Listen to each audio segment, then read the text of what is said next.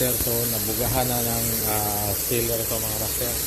So tinanggal na namin yung cover dito kasi mag ano na tawag nito, mag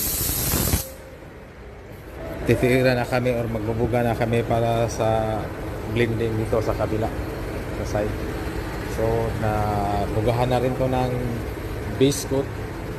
So yan, pantay na siya. So itong dalawang door na to, ito yung kanina na piniprepare namin para sa sealer. So nasilira na siya. So nabugahan na, kaya tinanggal na namin yung cover dito para pag mag-blending dito okay na siya kasi pantay na yung color pareha na sila, cover na lahat. So pag mag-blend ka ng color dito, so it means pareha na sila, pantay na kasi na-cover na to na-sealed na to siya, na-sealer na, nabugahan na rin ng base. So ito na yung